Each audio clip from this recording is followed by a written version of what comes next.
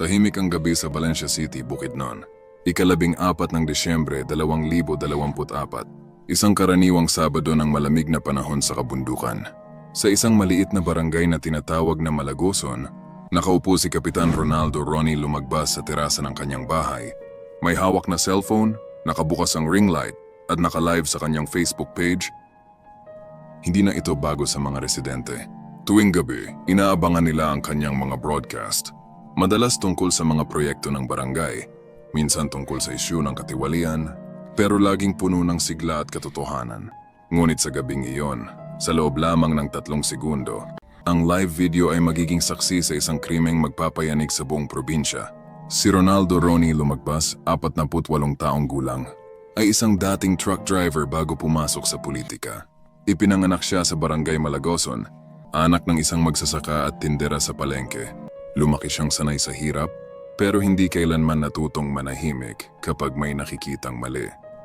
Ayon sa mga kapitbahay, kahit noong wala pa sa posisyon si Ronnie, madalas na siyang dumadalo sa mga barangay assemblies. Nagtatanong kung saan napupunta ang pondo at kung bakit laging may delay ang mga proyekto. Si Ronnie kasi hindi marunong matakot. Diretso kung diretso. Sabi ni Mang Lito Alquino, isa sa mga matagal ng residente, kahit hindi pa siya kapitan noon, parang siya na rin ang pinakikinggan ng mga tao. Noong 2017, hinikayat siya ng mga kabarangay na tumakbo bilang kagawad. At nang dumating ang barangay elections ng 2019, tumakbo siya bilang kapitan sa ilalim ng platapormang tapat na serbisyo, hindi bulag ng katahimikan. Wala siyang malalaking tarpulin, walang libreng bigas. Ang puhunan niya, tiwala. At iyon ang ibinigay sa kanya ng Malagoson. Pag-upo niya sa pwesto, kakaiba ang estilo niya. Hindi siya mahilig sa opisyal na memo or press release. Mas gusto niyang direktang kausapin ang mga tao sa Facebook Live. Dito niya ipinaliliwanag ang mga proyekto, mula sa road concreting, school renovation, hanggang sa feeding program. Pero higit pa rito, ginamit niya ang social media bilang sandata ng katotohanan.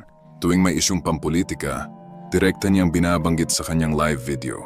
May mga pagkakataong may mga opisyal na nadadamay sa pangalan, isang bagay na hindi nagustuhan ng ilan sa lokal na pamahalaan.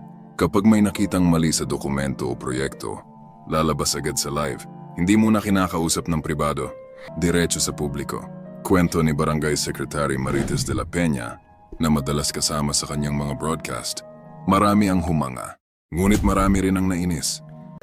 Sa isang live video noong Agosto, 2024, binanggit mismo ni Caproni, "Hindi ako mananahimik kahit sino pa ang tamaan. Ang pera ng bayan, pera ng tao, hindi ng politiko." Ang mga salitang iyon, ayon sa kanyang pamilya, ay naging mitsa ng kanyang kapalaran. Sa mga sumunod na buwan, napansin ng mga manonood na tila may pag-aalinlangan na sa kanyang mga kilos. Mas maingat siya, pero ramdam ang bigat sa tinig. "Kung may mangyari man sa akin, alam niyo na kung bakit," biro niya minsan sa live. Marami ang tumawa, ngunit para sa ilan, may laman ang biro. Ayon sa kanyang asawa na si Rosalinda Lumagbas, ilang beses na silang may napapansing motorsiklo na umiikot sa tapat ng kanilang bahay tuwing gabi. May mga text messages din na natanggap si Ronnie. "Tumigil ka kung ayaw mong magsisi." Hindi niya ito itinago. Sa halip, ipinakita pa niya ito sa isa sa kanyang mga susunod na broadcast. "Kung yan ang kapalit ng katotohanan," sabi niya, "handa ako." Gabi ng ika-14 ng Disyembre, 2024, tahimik ang buong Malagoson. Sa terasa ng bahay ng Lumagbas, nakahanda ang cellphone, tripod at ring light. Bandang 8:47 minuto ng gabi, naka-live na si Caproni. Ang paksa. Ang umano'y anomalya sa bidding ng road project na nagkakahalaga ng 3 milyong piso at 200,000. Kasama niya si Marites, ang barangay secretary. "Mga kabarangay, hindi ko sinasabing may magnanakaw dito, pero dapat malinaw ang lahat ng dokumento bago pumirma, kasi pera ng bayan ito." Ngunit habang nagsasalita, makikita sa background ng video ang mga ilaw ng motorsiklo. Walang nakapansin. 3 putok. Sunod-sunod. Bang! Bang! Bang! Nabulabog ang livestream. Si Caproni bumagsak sa semento. Sigawan. Pagkataranta. Ang kamera natumba, ngunit patuloy pa ring nagre-record. Kinabukasan, ika-15 ng Disyembre, 2024, nagising ang buong Valencia City sa balita. Barangay Captain, binaril habang naka-Facebook Live. Ang video kumalat sa social media. Sa loob ng ilang oras, umabot ito sa daan-daang libong views. Ilan sa mga netizen ay nag-save ng kopya bilang ebidensya. Dinala sa ospital si Caproni. Ngunit idineklara siyang patay pagdating. 3 tama ng bala sa dibdib, 1 sa balikat. Ang buong Malagoson ay natulala. Ang kapitan nilang laging nagsasalita, ngayon ay tahimik, habang paulit-ulit na pinapanood ng bayan ang kanyang huling mga salita. 1 linggo matapos ang insidente, ginanap ang burol ni Caproni sa barangay gymnasium. Libo-libong tao ang dumalo. May kandila, may placard, may mga mata na mumugto sa luha. Hustisya kay Caproni. Ang katotohanan ay hindi dapat pinabaril. Sa gitna ng burol, hawak ni Rosalinda ang cellphone ng asawa. Nasa screen pa rin ang huling live. Ang live na naging saksi sa katapangan. Ayon sa Valencia City Police, 2 lalaki ang sakay ng motorsiklo. Walang plaka, nakaitim na helmet, at kalibre 45 ang ginamit na baril. Walang CCTV sa mismong lugar, ngunit isang residente ang nakakita ng motor na dumaan papuntang Barangay San Carlos ilang minuto matapos ang insidente. Pagkalipas ng 3 araw, dumating ang NBI Northern Mindanao Field Office upang tumulong sa kaso. Kinopya nila ang orihinal na Facebook Live video. Sa forensic analysis, napansin nila ang refleksyon ng ilaw ng motor sa bintana ng bahay. Lumabas doon ang 3 numero ng plaka. 6, 3, siyam. Isang maliit na detalye, ngunit naging susi ng hustisya. Noong ika-9 ng Enero 2025, nahuli sa Barangay San Carlos, Malaybalay City, ang unang suspect Alan Bongard, dating tanod na tinanggal ni Caproni noong Setyembre dahil sa reklamong pangingikil. Sa una, itinanggi niya ang lahat. Ngunit matapos ang 2 araw, umamin siya ang driver ng motorsiklo noong gabing iyon. Ipinahayag niyang ang bumaril ay si Ramil Toto Balindres, dating bodyguard ng isang lokal na konsehal. And ang nagutos umanom, si Jomar Ponce, isang kontraktor na nawala ng proyekto, nang kanselahin ni Caproni ang bidding dahil kulang sa papeles.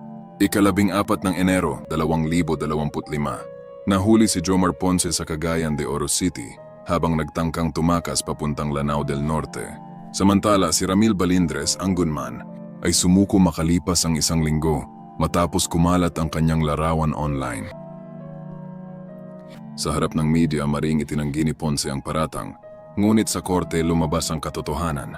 Tinanggap ni Nagarde at Balindres ang 150,000 piso bilang kabayaran sa pagpatay kay Caproni. Ika-21 ng Pebrero 2025, opisyal na isinampa ang kasong murder with the use of a motor vehicle and conspiracy laban sa 3 suspect. Sa paglilitis, ipinakita ng NBI ang forensic reconstruction ng video, ang trajectory ng bala, ang refleksyon ng ilaw, at ang tinig sa background na tumugma sa boses ni Ponce. Ika-28 ng Oktubre 2025, naglabas ng desisyon ang Regional Trial Court Branch 45, Malaybalay City. Batay sa mga ebidensya at mga salaysay, ang korte ay naghahatol ng habambuhay na pagkakabilanggo kay Jomar Ponce, Alan Guard at Ramil Balindres. Pagkarinig ng hatol, umiyak si Rosalinda lumagbas sa loob ng korte. Sa unang pagkakataon, nakaramdam siya ng ginhawa matapos ang halos 1 taon ng paghihintay. Hindi na namin siya mababalik, sabi niya. Pero ang hustisya kahit huli, dumating din. At alam kong masaya si Ronnie kung nasaan man siya. Ang mga residente ng Malagoson ay muling nagtipon sa barangay gym. Sa gitna ng entablado, nakasabit ang malaking larawan ni Caproni na may nakasulat, "Ang tapang ay hindi nasusukat sa dami ng salita, kundi sa katapatan ng puso." Pagkalipas ng 1 taon, naging inspirasyon si Caproni sa mga kabataan ng Valencia City. Isang scholarship program ang ipinangalan sa kanya, Lumagbas Leadership Grant, para sa mga kabataang gustong pumasok sa serbisyo publiko.